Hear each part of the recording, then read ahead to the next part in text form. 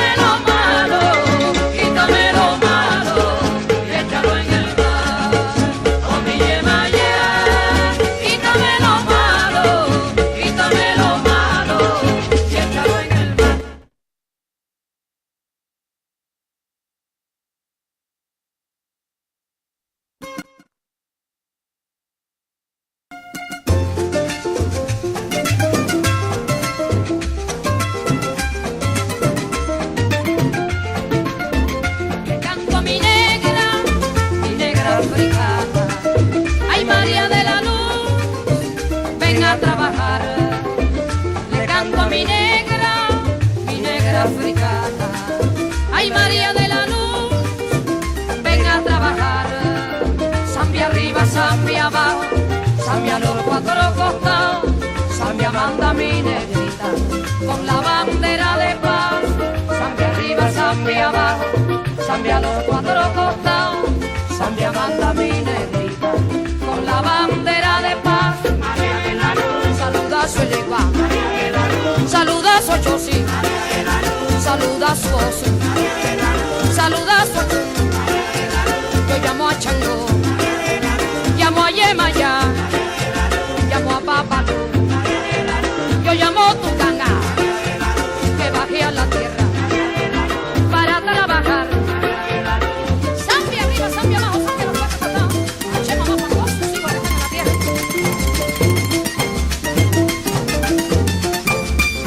Así, sabroso.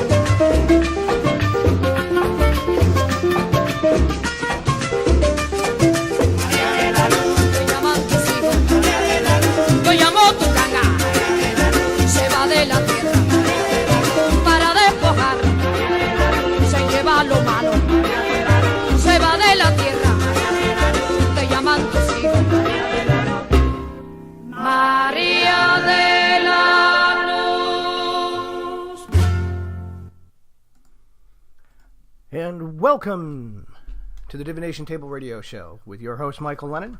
And our special guest tonight hails all the way from down under, the beautiful Sydney, Australia. He's been a professional psychic reader since 1990. He uses astrology, tarot, palmistry, gypsy cards, Lenormands, as well as other forms of divination. He also writes horoscopes and mystic columns for various magazines in Australia and Europe. So let me go ahead and bring him on. This is Paris Debono.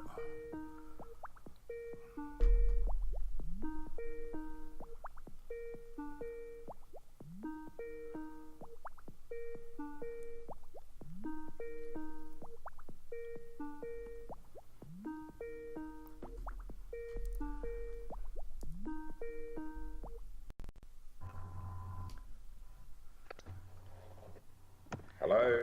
Hey, Paris. How are you? Hey. I am good. So I just introduced you to our wonderful audience. Yeah. So tell us... Hi, everyone. And they can definitely hear you good. So tell us a little about yourself and about what it is that you do as a reader in Australia.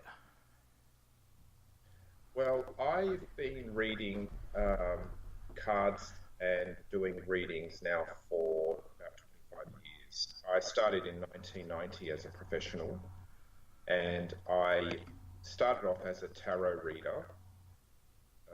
I did that for about maybe 5 years, and then I started to venture out into astrology. I studied that for 3 years, and I started to incorporate astrology into my readings as well. And after astrology, I then went on to palmistry. One of my astrology teachers was actually a palmist as well. So the transition into that was quite good, quite easy, because I sort of just continued studying with her. And after palmistry, I was very fascinated with any type of fortune telling. So whatever, I read lots of different books on fortune telling, divination, and I started there. And when I first began, my original tarot teacher helped me to become a professional. I started working with her within a year of studies. She got me to work with her at her stall, and that's how it all unfolded. Yeah, it's funny when you start getting that fever for wanting to learn more. It just never stops. Absolutely. And I'm the type of person that when I really like something, like a topic of something, I go full into it. Like, I'm an artist as well. Originally, I studied art and photography at university and school. And I was also really crazy about art as well. And I still am. Oh, yeah. Well, it shows in all your cards. Yeah. And because I design cards, the art, obviously my artistic ability goes into that. I'm just getting a reverb. Don't know what happened there.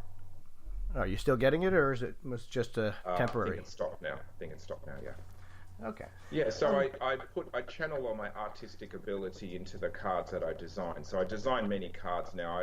After a few years back, say about 5 or 6, maybe 7 years, I got into Lenormand. I discovered Lenormand on Facebook.